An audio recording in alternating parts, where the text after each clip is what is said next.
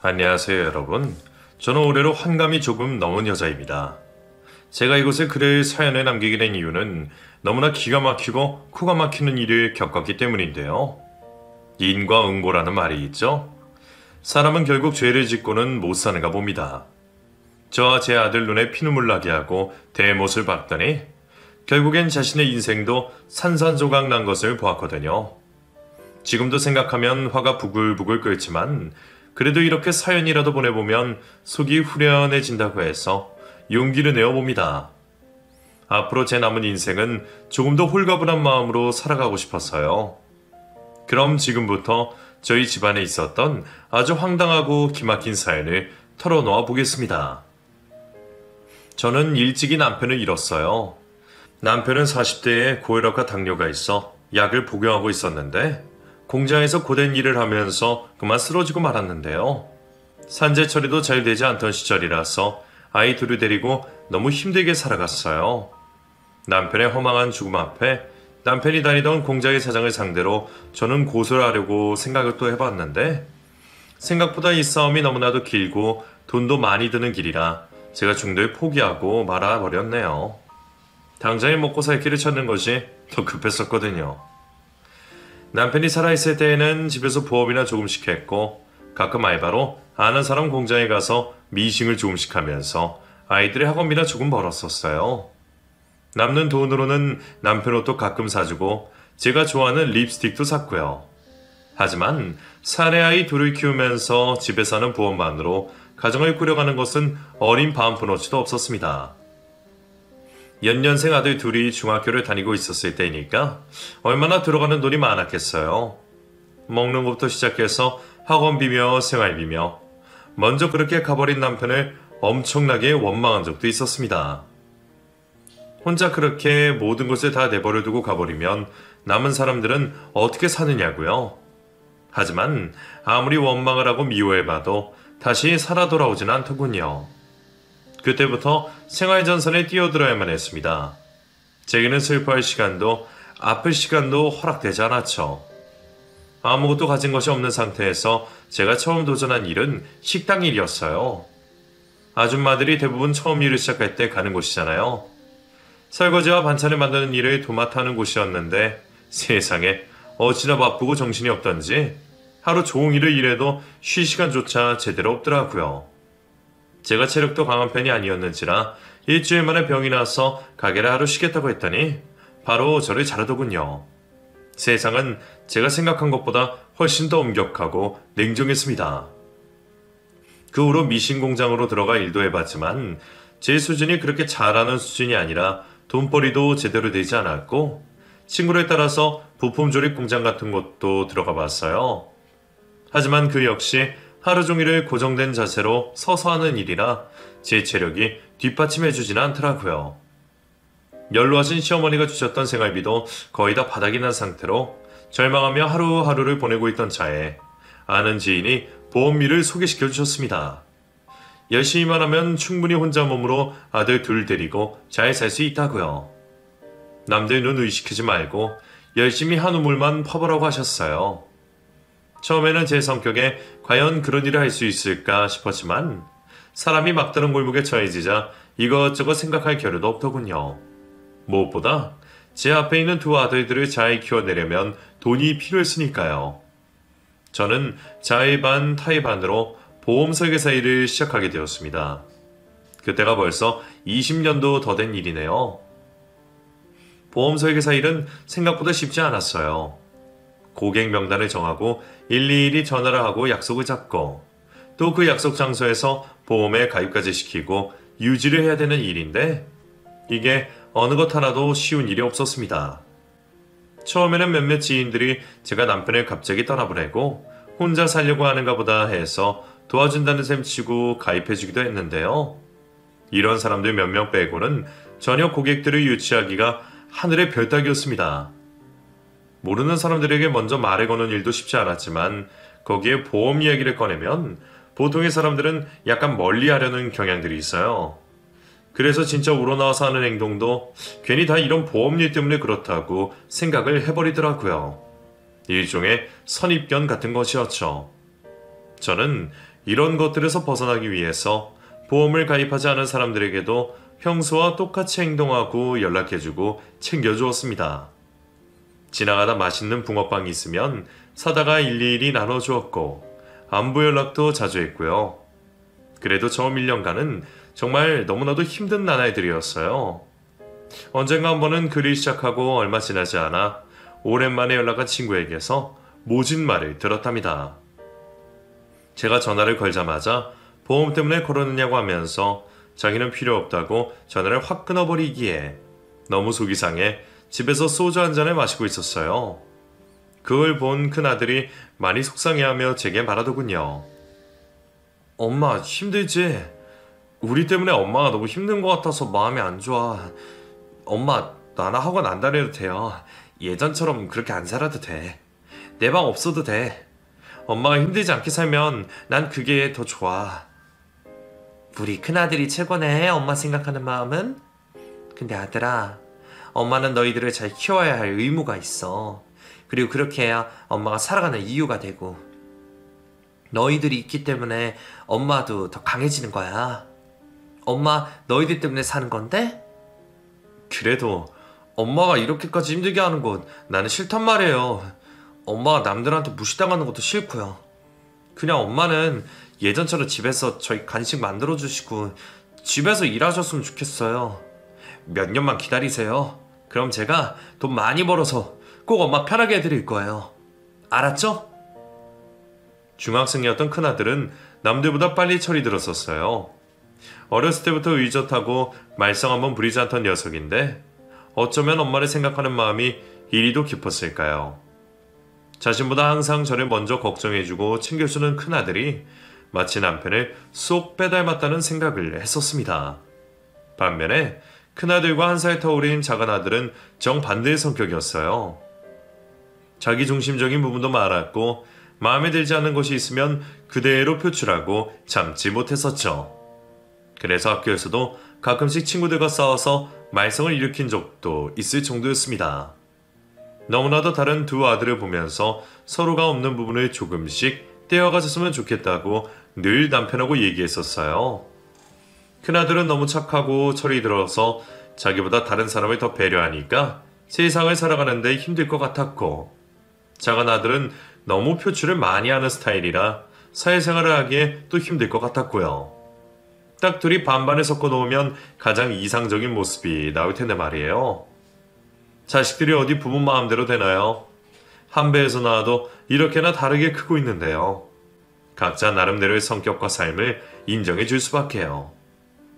아빠가 죽고 난 이후의 삶이 많이 달라진 것에 불만이던 작은 아들은 한때 방황도 많이 했습니다. 친구들 중에 좀 못된 아이들이 애비 없는 자식이라고 놀렸다면서 학교에서 크게 싸우고 나서 학교에 가지 않은 적이 있었어요. 그때 얼마나 제 가슴이 아프고 찢어지던지 밤에 잠도 못 잘 정도로 힘들었습니다. 작은 아들은 그 당시에 제게 모진 말도 참 많이 했어요. 엄마가 능력이 없으니까 학원도 못 다니고 이게 뭐야? 맨날 집구석에 처박혀서 남들은 놀이동산도 가고 비싼 옷도 사 입고 하는데 나도 저 점퍼 사달라고. 저 겨울 패딩 사줘. 왜 나만 포기해야 되는데 왜 맨날 우리 집만 이렇게 없이 살아야 되는 거냐고. 아빠가 없으면 돈이라도 있어야지. 아들의 이런 말에 눈물도 참 많이 흘렸고 가슴도 아팠지만 그때마다 오히려 저는 더욱 단단해지게 된 것 같아요. 나중에는 눈물도 나지 않고 오히려 마음속으로 다짐하게 되었거든요. 무슨 일이 있어도 내가 보험 일을 성공적으로 하고야 말겠다고요. 절대로 포기하지 않고 돈 많이 벌겠다고 생각했어요. 그렇게 저는 조금씩 성장해 갔던 것 같습니다. 처음에 그렇게 힘들던 보험 일도 몇 달이 지나니 차츰 익숙해지게 되었고 면전에 대놓고 거절을 당하는 것도 별로 가슴 아프지가 않게 되더군요. 이런 제 모습을 보고 지인은 이제 진정한 보험 설계사로 가고 있는 것 같다면서 칭찬해 주기도 했어요. 그리고 포기하지 않고 2년을 잘 버틴 결과 어느 정도 월 수입이 괜찮게 되는 것 같더라고요. 보험 일을 하면서도 집에서 같이 부업을 했었는데 이 시점부터는 부업을 하지 않을 정도가 되었으니까요. 두 아들들에게도 학원을 보내줄 수도 있게 되었고 주말마다 고깃집에서 외식을 할 수도 있었습니다. 통 크게 아들 용돈을 지어줄 때는 왜 그렇게 기분이 좋든지. 큰 돈도 아니지만 제 나름대로 제 자신이 너무 대견하더라고요. 저는 아무것도 생각하지 않고 오로지 일과 아들만 생각하며 살았어요. 버는 돈은 그대로 아들들에게 투자했고 남들에게 부족해 보이지 않게 키우기 위해서 좋은 옷도 사주었죠. 남편이 죽고 5년쯤 지나고 나니 주변에서는 아직 젊은 제에게 남자도 만나보라고 권했지만 저는 전혀 그렇게 하고 싶지가 않았습니다. 오로지 두 아들을 잘 키우는 것이 제 인생의 목표라고 생각했거든요. 그렇게 아들들에게 집중하고 키운 결과 두 아들 모두 대학교에 입학할 수가 있었습니다. 대학교까지 보내놓으니 아이들은 각자의 삶이 생겼고 제게도 한숨 돌릴 여유도 생겼어요. 이대로만 잘 지낸다면 앞으로는 행복할 일만 남았다고 생각하고 남편이 잠들어 있는 곳에 찾아가 웃음을 보이기도 했었네요. 여보, 당신 하늘에서 보고 있지? 우리 아들들 잘 크는 거 보이지? 나 당신한테 할 말 많다. 나중에 나 죽어서 만나면 그때 당신한테 다 돌려받을 거야. 당신만 편하게 가서 있는 거 나 억울하다고. 알았지? 내가 보험일 하게 될 줄이야 상상이나 했겠어. 말주변도 없고 부끄럼 많은 내가 말이야. 자식 새끼 먹히고 살려니 뭐든 다 하겠더라. 그러니까 나중에 나 만나면 잘해줘야 돼. 어?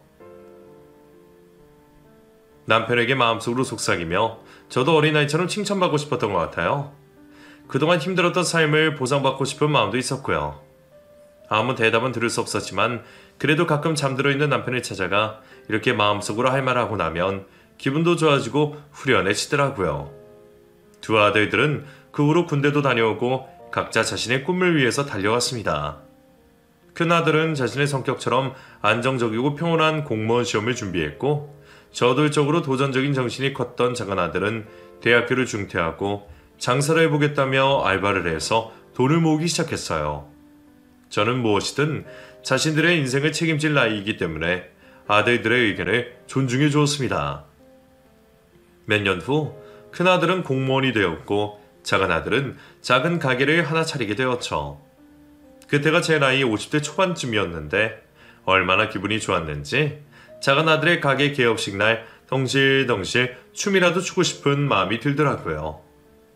이렇게만 지내면 두 아들의 미래는 걱정할 것이 하나도 없다고 생각하면서 말이죠. 그러던 어느 날 공무원으로 근무하는 큰아들에게 애인이 생겼다는 말이 들었습니다. 물론 그 전에도 여자친구가 있다고 소개를 시켜준 적은 있었지만 이렇게 깊이 빠진 것 같은 모습은 아니었거든요. 상기된 얼굴로 큰아들이 제게 말하던 날을 아직도 잊을 수가 없네요. 엄마, 저 이 여자 평생 함께하고 싶어요. 제가 지켜주고 싶은 여자예요. 엄마도 보시면 좋아하실 거예요. 너무 착하고 순수하고 할머니 병관하면서 사는데 정말 천사 같은 사람이에요. 그래? 우리 큰아들이 이렇게까지 얘기하는 여자는 처음이라서 엄마도 너무 궁금하구나. 엄마 소개 언제 시켜줄 거야? 어? 이번 주 주말에 소개시켜드릴게요. 엄마도 보면 좋아하실 거예요. 분명히요. 큰아들은 자신의 여자친구를 주말에 집으로 데려왔습니다. 수수한 옷차림에 화장기가 거의 없는 선한 얼굴한 그 여자는 제가 보기에도 너무 착해 보이더군요. 얼마나 예의가 바르던지 인사도 참 잘하고 말투도 조용조용하니 딱 큰아들과 잘 어울릴 것 같았습니다. 반가워요. 미영씨라고 했죠? 우리 아들이 좋아할 만하네. 너무 예쁘고 좋아 보여요. 감사합니다, 어머님. 할머니 약 챙드리고 오느라 제가 시간을 마음대로 바꿔서 죄송해요. 초면에 화장도 좀 하고 그러고 와야 하는데 할머니 목욕도 시켜드리고 하는 바람에. 아니에요. 전혀 그런 거 신경 쓰지 말아요. 난 오히려 이렇게 착한 마음을 가진 미영씨가 더 보기 좋아요. 그러니까 그런 부분은 절대 신경 쓰지 말아요. 뭐 좋아요? 내가 잘하지는 못하지만 이것저것 좀 만들어 봤는데 얼른 식사해요, 우리. 아들의 여자친구는 제 마음에도 쏙 들었습니다. 직접 할머니의 목욕까지 시켜드린다는 말을 들으니 세상에 둘도 없는 천사 같았죠.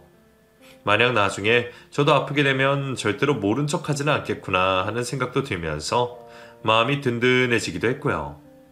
식사 자리가 끝나고 나서도 먼저 치우려고 도와주는 모습을 보고 또 한 번 기분이 좋았습니다. 그때 당시에 제 생각은 이랬어요. 저희 집도 어차피 남편도 없고 재산도 없고 뭐 하나 뚜렷하게 내세울 것도 없으니 아들들이 착하고 수수한 여자를 만나서 야무지게 자신들의 가정을 꾸리고 살면 좋겠다고 생각했어요. 너무 잘난 여자도 싫었고 좀 사는 집안 여자도 싫었습니다. 예쁘고 잘 사는 집 여자들은 꼭 그 얼굴값을 한다고 하잖아요. 그런 제 생각과 꼭 들어맞는 큰아들의 여자친구를 보니 마음이 안심이 되었고, 이런 여자라면 평생 제 아들만 바라보고 가정 지키며 잘 살 수 있겠다고 생각했죠. 그 둘은 정말 잘 지내더라고요. 연애를 하는 동안에도 수시로 저희 집에 들러 제게 작은 선물도 해주고 맛있는 음식도 사다가 아들에게 보내주기도 하고요. 무엇보다 큰아들이 늘 행복한 웃음을 지으며 지내는 모습을 보니 제 마음이 너무나도 행복해졌습니다. 그리고 그 사랑은 드디어 결실을 맺게 되었어요. 아빠와 할머니와 함께 살면서 가진 게 없던 예비 며느리 대신에 저는 혼수를 안 하고 돈도 따로 챙겨줄 정도로 아꼈습니다. 보험일을 하면서 힘들게 모아둔 2천만 원의 적금을 깨서 예비 며느리에게 주었어요. 어머님 이게 뭐예요? 저 돈 있어요. 모아놓은 거 조금 있어요. 이러지 않으셔도 돼요. 이거 재민이 몰래 너한테 주는 거다. 난 네가 내 딸 같아. 내 딸한테 혼수하라고 용돈 주는 게 뭐 나쁜 거냐? 받아둬라. 네가 할머니 병간호하느라 제대로 일도 못했는데 무슨 돈이 있겠어. 이 돈으로 이것저것 준비해. 어머님 너무 감사해요. 저도 엄마 없이 자라서 많이 힘들었는데 어머님을 뵈면 꼭 저희 엄마 같아서 늘 마음이 좋았어요. 이 은혜 잊지 않을게요. 제가 평생 살면서 어머님한테 잘 해드릴게요. 눈물을 흘리며 제게 안기는 모습을 보니 저도 순간 제 딸인 것 같은 착각이 들 정도였어요. 저는 정말 며느리를 많이 사랑하고 아껴주었습니다. 단 한순간도 남이라는 생각을 해본 적이 없어요. 보험일을 계속하면서 며느리에게 옷도 사주고 맛있는 반찬도 만들어다 갖다 주었죠. 주변에서는 다들 이런 고부 사이가 없다면서 부러워했고 저희는 천년만년 이렇게 살 줄만 알고 있었어요. 결혼한 지 얼마 되지 않아 며느리의 할머니가 돌아가셨습니다. 그때는 며느리가 수시로 할머니의 약을 챙겨드리고 돌봐드려야 했기 때문에 일을 제대로 하지 못하고 부업 정도만 했었는데 병중에 계신 할머니가 돌아가시자 며느리도 무슨 일이든지 해서 가정을 살려야 한다고 하더라고요. 어머님, 저도 이제 돈 벌어서 재미 씨 혼자만 힘들게 하지 않을 거예요. 열심히 돈 모아서 어머님이 제게 주셨던 그 돈도 갚아드릴 거고 좋은 집 사서 나중에 어머님도 모시고 살 거예요. 제가 꼭 그렇게 성공할게요, 어머님. 어이구, 우리 아가 듣기만 해도 너무 좋다. 너무 고마워, 아가. 며느리는 아는 지인이 하느라 화장품 판매업을 하기 시작했습니다. 작은 가게를 기반에 두고 있으면서 방문 판매가 주로 이루어지는 곳이었는데 메이크업도 배우고 피부 관리하는 법도 배워서 손님들한테 서비스도 해준다고 하더군요. 그래서 일반 식당이나 보험일보다는 훨씬 비전이 있을 거라는 생각에 저는 무조건 찬성을 했어요. 아직 아이도 없고 나이도 젊으니 뭔가 전문적인 일을 배우면서 할 수 있는 일이 좋다고 생각했거든요. 며느리는 그때부터 열심히 일을 나가기 시작하더라고요. 화장품을 팔려면 자신도 예쁘게 하고 있어야 한다고 했다면서 메이크업을 배워서 자신도 꾸미고 하는 모습이 보기 좋았습니다. 아들도 그런 며느리의 모습을 보니 너무 아름답다고 하면서 신혼 때보다 더 설레는 마음을 갖게 한다고 하더라고요. 아들은 남들이 보면 조금 쪼잔하다고 생각할 정도로 돈을 아껴 쓰는 스타일이에요. 열심히 돈을 모아서 집도 사야 하고 나름대로의 철칙을 가진 아이였거든요. 자신이 쓰는 돈은 한 달에 최소한으로 줄여놓으니 당연히 남들이 보기엔 쪼잔할 수밖에요. 그런 아들에게 저도 때로는 답답하다고 느낄 때도 있었지만 그래도 둘이 좋게 살고 있으니 괜찮을 줄로만 알았죠. 그런데 며느리가 일을 하는 시간이 지날수록 뭔가 좀 이상하다는 생각이 들었습니다. 자주 저희 집에도 오고 전화도 자주 하던 며느리가 점차 발길이 뜸해지는 거예요. 거기다가 자주 못 보던 사이 며느리의 화장과 옷차림이 예전과는 180도 달라졌더라고요. 짧은 치마에 짙은 화장, 거기에 웨이브가 넣어진 긴 헤어스타일까지. 남들이 보면 결혼한 아줌마라고는 상상도 못할 모습이었습니다. 옷차림이 그렇다 보니 저희 집에 와서도 일을 제대로 하려고 하지도 않았고, 옷에 냄새 배인다고, 화장이 지워진다고 주방 일을 잘 하려고 하지도 않더라고요. 더군다나 뭔가 큰아들과의 사이가 예전 같지 않다는 생각도 들었어요. 항상 둘이 죽고 못 살아서 저희 집에 와서도 늘 붙어있고 함께 큰아들 방에 가서 자고 그랬었는데 그런 모습이 전혀 없어졌거든요.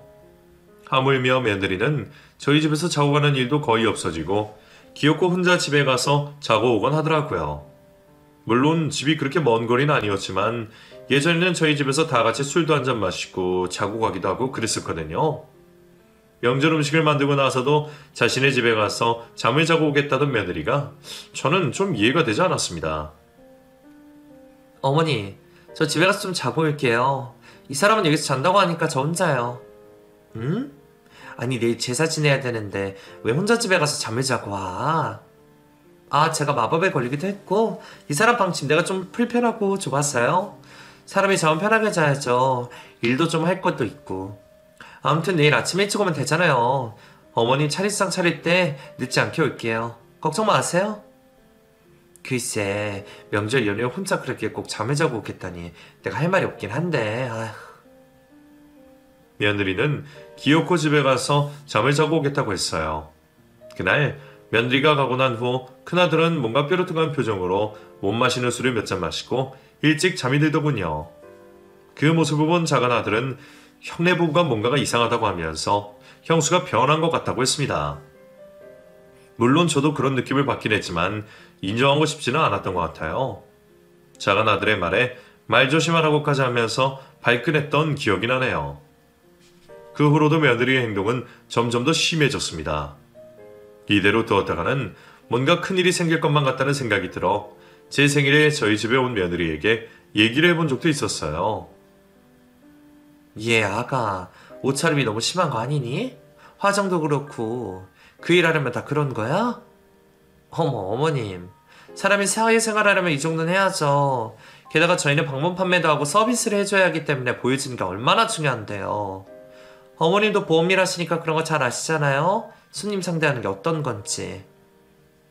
그래도 나는 진실적인 말로 다가갔지 옷차림이나 이런 걸로는 하진 않았는데. 어머님, 이쪽은 뷰티 관련된 일이기 때문에 어쩔 수가 없어요. 고객님 전화 와서요. 저 먼저 가봐야 될 것 같아요, 어머님. 죄송해요. 다음에 또 올게요. 그날은 제 생일이라서 온 가족이 다 모인 날이었어요. 가게 일로 바쁜 작은 아들도 가게 문까지 닫고 저희 집에 모였는데 며느리는 자리가 시작된 지 얼마 되지 않아 고객을 만나야 한다며 휙 가버렸죠. 그 모습을 본 둘째 아들은 화가 났어요. 워낙 저돌적인 성격을 갖고 있는지라 한번 화가 나면 자신의 뜻을 굽히지 않고 바로 말을 하는 편인데 그 나이도 그랬습니다. 형수 좀 왜 저래? 아니 이럴 수가 있는 거야? 오늘 우리 엄마 생신이라고. 저 좀 봐줘라. 일이 바빠서 그런가 봐. 일 잘 되면 좋지 뭘 그래. 형수가 어디 돈 벌면 모른 척할 사람이냐? 그래도 이건 아니지. 내가 이 형수 요즘 변한 거 보고 안 그래도 기분이 좀 안 좋았는데 오늘은 진짜 너무 실망이다. 야, 무슨 말을 그렇게 해? 일부러 그런 것도 아니고 고객 전화가 와서 그런 건데. 요즘 형수 우리 엄마한테 뭐 해주는데 저번 어버이날에 일이 바쁘다고 아예 오지도 않고 우리 아버지 기회도 고객 만난다면서 빠진 건 몰라? 저 옷차림하며 화장하며 저렇게 짧은 옷 입고 누굴 만나러 가는 건데 그것도 이 밤에. 난 이해 안 돼. 주말 밤에 고객을 만나서 뭘 하는데? 너 이놈의 자식, 지 형수를 뭘로 보고 그런 말을 짓거리는 거야? 너 맞아볼래? 며느리의 행동으로 인해 결국 큰아들과 작은아들은 주먹까지 오갈 정도로 사이가 험악해졌습니다. 가운데서 제가 말려서 작은아들이 밖으로 나가면서 상황이 끝나긴 했지만 분위기가 너무 심각했었어요. 큰아들과 단 둘이 남게 되자 저는 큰아들을 붙잡고 말했죠. 재민아, 너희 무슨 일 있는 거 아니지? 예전처럼 말도 많이 안 하고 사이가 그런 것 같아서 엄마가 걱정이 되네. 아니에요 어머니, 아니에요. 저희 사이 좋아요. 그냥 좀 서로 바쁘고 피곤해서 그렇죠 뭐. 결혼한 지 이제 꽤 되었는데 아이는 언제 낳으려고. 돈 버는 것도 중요하지만 아이도 때가 있단다. 지금 아이를 갖고 며느리 좀 집안에 앉히는 게 어떻겠니? 엄마 걱정이 좀 돼서. 걱정하지 마세요. 어머니, 안 그래도 저도 아이 가지려고 하고 있어요. 어머니 죄송해요. 이런 모습 보이게 돼서. 아니다, 얘 아니야. 너희만 잘 살면 됐지 뭐. 난 괜찮으니 신경 쓰지 말거라. 그나들은 무언가를 감추고 있는 듯 보였지만 더 이상은 물어볼 수가 없었습니다. 부부간의 일은 부부밖에 모른다고 하니까요. 그냥 심성이 착한 사람들이니 금방 다시 예전처럼 돌아오겠거니 하면서 있었어요. 그런데 그로부터 얼마 후 작은 아들이 급하게 전화가 와서 가게로 좀 오라고 하는 거예요. 무슨 일인가 싶어 가게로 달려가 보았더니 큰아들이 그곳에서 술이 만취가 되어 쓰러져 있었습니다. 이건 분명히 뭔가가 있어 보였어요. 살면서 이렇게 술을 마신 적이 단 한 번도 없는 애였거든요. 제대로 몸도 가누지 못하는 모습을 보니 가슴이 찢어졌습니다. 작은 아들은 저를 보더니 씩씩거리면서 말했어요. 엄마 그년이 우리 형 이렇게 만들었어. 형이 다 말했다고. 내가 뭘 했어. 이상하다고 했잖아. 그년이 우리 형 몰래 아이 지우고 통장에 돈도 다 빼돌리고 외제차까지 샀대. 그리고 자기 남자 생겼다고 이혼하자고 그랬대. 인연이 정말 내가 잡아서 아주 축 쳐버릴 거야. 가만 안 둬. 뭐? 누가 뭘 어쨌다고? 아니 그게 다 무슨 소리야. 잘못한 거겠지. 설마 아니겠지.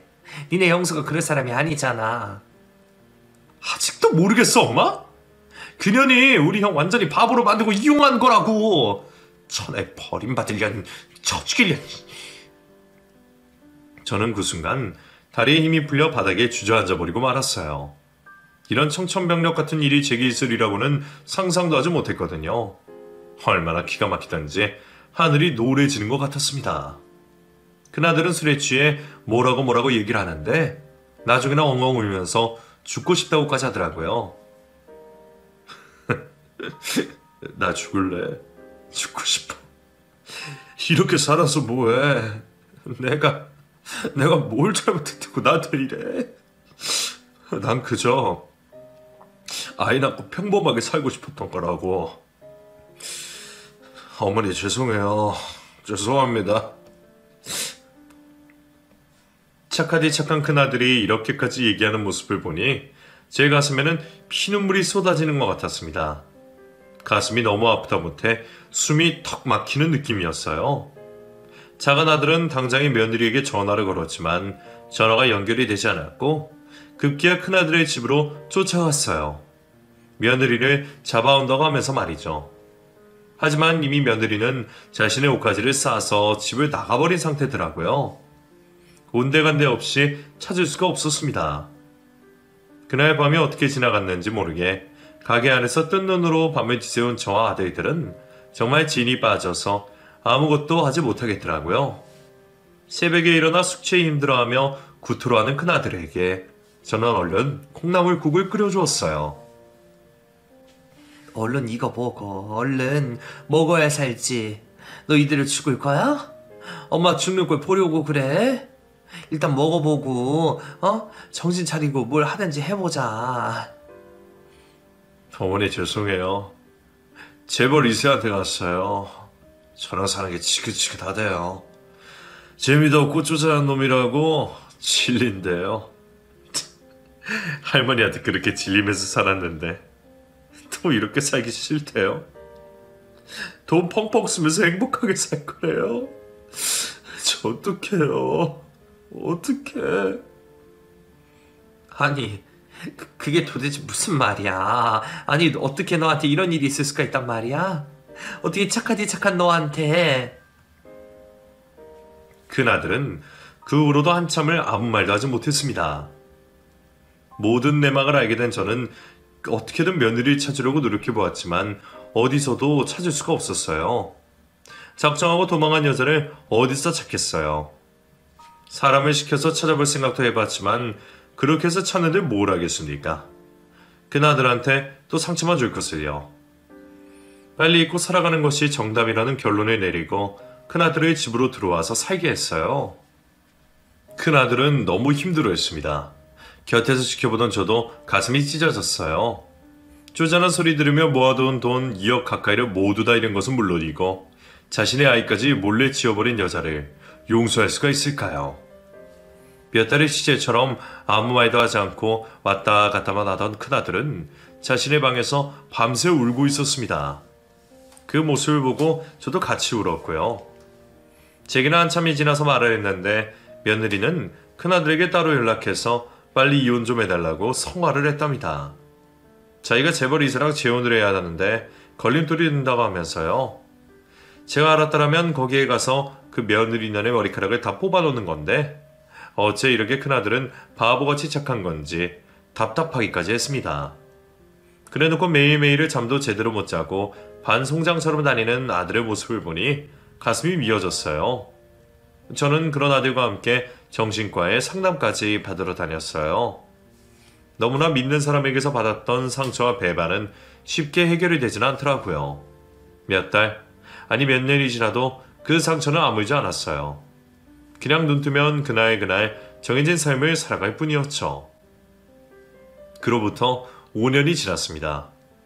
작은 아들은 가게를 확장 오픈해서 꽤 크게 성공을 했고 큰아들도 직장에 잘 다니며 아주 조금씩 웃음기도 보이고 있었어요. 그렇게 하루하루 일상을 보내고 있던 어느 날 지하철역 부근에서 큰아들과 저녁 약속을 하고 가고 있었어요. 그랬더니 어떤 거린 같은 여자가 제게 전단지를 하나 주더라고요. 휙 하고 그냥 버리면서 가려다가 자세히 전단을 들여다보니 자신의 아이를 찾는다는 글이었고 신생아로 보이는 아이 사진 하나 있었습니다. 뭔가 딱한 사연이 있는 것 같아 전단을 나눠주는 여자를 쳐다보고 저는 깜짝 놀랐어요. 헝클어진 머리에 누더기 같은 옷을 입고 있던 그녀는 바로 다름 아닌 며느리였습니다. 재벌 이세가 재혼한다고 이혼만 제발 해달라고 문자로 마지막 연락을 했던 바로 그 며느리 말이죠. 기가 막히고 황당해서 처음엔 아무 말도 하지 못하겠더라고요. 몇 초 동안 정막이 흘렀고 그녀도 저를 알아보고는 아무 말도 하지 않고 쳐다만 보고 있었어요. 너 인연이 감히? 어머님, 여기는 어떻게? 저 어머님, 아니 너 정말 네가 어떻게 감히? 네가 어떻게 이럴 수가 있어? 그렇게 돈 빼돌려서 모지겠다라고 겨우 이꼬라지 하려고 그렇게 간 거냐? 우리가 너한테 뭘 잘못했어? 뭘 잘못했느냐고? 어머님, 죄송해요. 걔가 무슨 할 말이 있겠어요. 정말 죄송해요. 저 벌 받았어요. 천벌 받은 거 맞아요? 아니 이 꼬라지하면 이게 다 뭐야. 이 전단지는 또 뭐고. 이년아, 그러게 남의 눈에 왜 피눈물 나게 만들어. 내 아들이 얼마나 힘들었는지 알아? 지난 5년간 정신과까지 다니고 수면제 없이는 잠을 못 잤어. 네가 어떻게 이럴 수가 있냐. 내가 딸처럼 너를 아꼈는데 네가 어떻게. 어머님, 죄송합니다. 저 좀 살려주세요. 면목 없지만 저 좀 살려주세요. 저도 지금 죽겠어요. 자식 뺏기고 정신병원에 입원까지 시키고. 저 좀 살려주세요. 이년아, 왜 나한테 살려달라고 그러냐. 네가 우리를 죽여놓고 네 그 잘난 놈 많은 서방한테 가서 살려달라 그래. 그녀는 그 자리에 털썩 주저앉아 무릎을 꿇고 제 다리를 붙잡고 목 놓아 울었어요. 어머님, 죄송해요 어머님. 다시 돌릴 수만 있다면 저 정말 잘할게요. 저 좀 살려주세요. 한참을 그렇게 있다 보니 저쪽에서 큰아들이 걸어왔습니다. 큰아들과 오랜만에 이곳에서 저녁을 먹기로 했었거든요. 큰아들은 처음엔 그녀의 뒷모습만 보고 알아보지 못했어요. 누구세요? 누구신데 저희 어머니를 붙잡으시는 거예요? 이 손 놓으세요. 당장 왔나요? 어머니, 이 여자 누구예요? 잠시 뒤 그녀는 고개를 돌려 제 아들을 쳐다보았고 아들은 한눈에 그녀를 알아보고는 그 순간 얼음이 되어버렸습니다. 5년 만에 만나는 그 둘은 서로 아무 말도 하지 못한 채 고개만 푹 숙이고 있더라고요. 뺨이라도 시원하게 날리면 좋겠는데 바보같이 서 있는 아들을 보니 제 속이 또 터져버릴 것 같았어요. 야 이놈아, 인연이잖아. 너 어디 그런 몹쓸 짓을 한 년. 이 바보 같은 놈아. 욕이라도 실컷 해야 될 거 아니야. 네가 그렇게 고통을 받았는데 욕도 못하고 뭐 하는 거냐? 그래도 아들은 아무 말도 하지 못하고 한숨만 내쉬고 있었어요. 저는 도저히 못 참고 며느리의 팔에 낚아채서 아들 앞에 무릎을 꿇렸습니다. 이년아, 무릎 꿇고 빌어. 잘못했으면 잘못했다고 당장 빌어. 네가 이러고도 사람이야? 넌 사람도 아니야. 넌 우리 집안에 다 무시하고 개똥 취급했다고.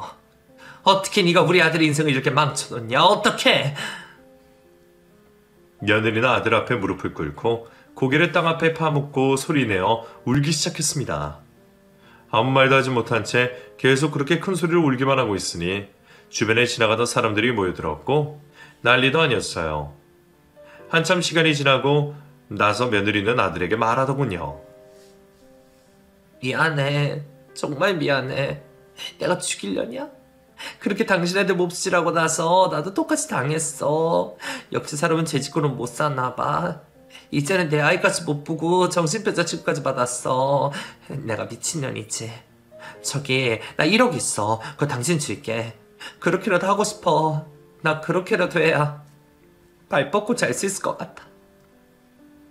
내가 네 돈을 왜 받아? 그 더러운 돈 안 받아. 당장 내 눈앞에서 사라져. 당장. 제발 받아줘. 나 한순간도 편한 적 없었어. 매일 밤 울면서 당신 생각했어. 내가 당신한테 그러고 천벌 받을 거야. 나 앞으로 조금씩 당신한테 지은 죄 갚으면서 살 거야. 그러니까 내 돈 받아줘. 너는 아직도 네 생각뿐이구나. 네 마음 편하자고 그 돈 받으라고. 그렇다면 싫어. 넌 평생 그 고통 속에서 살아봐. 내가 고통받은 만큼 너도 고통받고 살아보라고. 제발 나 좀 살려주라. 제발 여보. 저는 더 이상 며느리, 아니 그녀에게 할 말도 없었고 그 목소리조차 듣고 싶지 않았습니다. 착하디 착한 아들은 그런 상황 속에서도 눈물이 나오나 보더라고요. 자식의 그런 쓰디쓴 눈물을 보는 애미의 심정은 오죽하겠습니까? 끝까지 제 아들의 옷자락을 붙들고 놓아주지 않은 며느리에게 저는 팔을 확 잡아채며 말했어요. 이 더러운 손 놓거라. 당장 놔. 네가 감히 내 아들을 붙잡을 자격이나 되느냐? 이런 배응망덕한 년. 너 같으면 네 할머니가 하늘에서 보시고 벌 내린 거야. 한 번만 살려달라고? 너 편하자고 우리를 또 한 번 이용해? 네 죗값 네가 다 치러라. 큰아들을 데리고 저는 그 여자의 곁을 떠나 멀리 걸어갔습니다. 아들은 터벅터벅 걸어가며 눈물을 쏟아내고 있었어요. 그렇게 일찍 철이 들어 애미 속 한번 속이지 않는 놈이 이런 상황에 놓이니 정말 가슴이 아팠습니다. 어머니, 죄송합니다. 저 이제 오히려 너무 속이 후련해진 것 같아요. 주위에 있듯이 미웠었는데 이렇게 직접 보고 나니 마음속에 있던 그 미움이 조금은 잊혀졌네요. 저 여자가 준다는 돈 절대 안 받을 거예요. 그걸 받지 않는 것이 저 여자 마음속에 있는 짐을 더 무겁게 할 거니까요. 그래 아들아. 네가 하고 싶은 대로 해봐. 엄마는 언제나 네 편이야. 네가 하고 싶은 대로 하면 돼. 알았지? 너는 너무 바보같이 자기 스타일이다. 엄마는 늘 그 생각뿐이야. 그래도 어떻게든 네 마음이 편한 게 최고인 것 같아.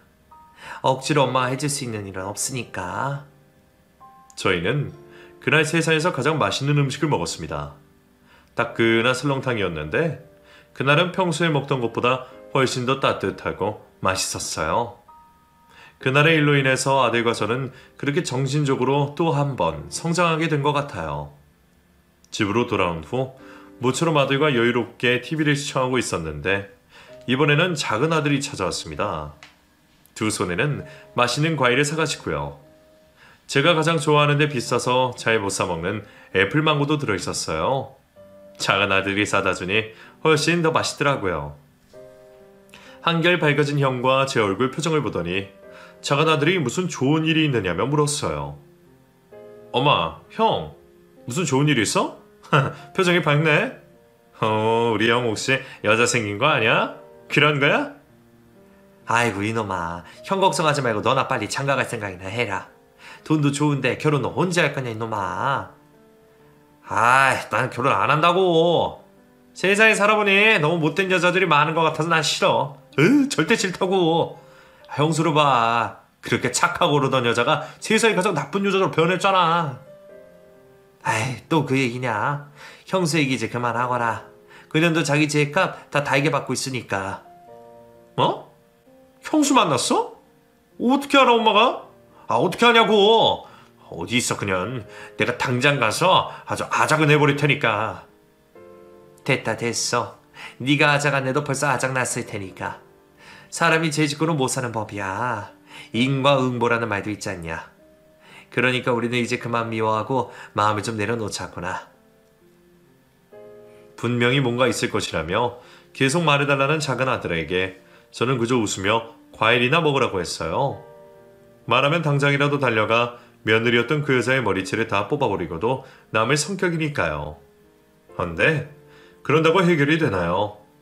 지나간 일은 돌이킬 수 없고 지나간 상처 역시 돌이킬 수는 없습니다. 앞으로 조금씩 아물기만을 바랄 뿐이죠. 사람 인생이 정말 신기한 것 같아요. 남편이 죽고 아들 둘만 잘 키우면 될 줄 알았는데 이런 기가 막힌 일이 또 벌어질 줄 누가 상상이나 했겠습니까? 자식 걱정은 아마 죽어서도 끝이 나지 않는 것이 인생인가 봅니다.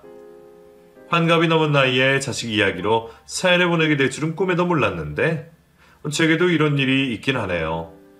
하지만 이 또한 금방 지나가리라 믿습니다.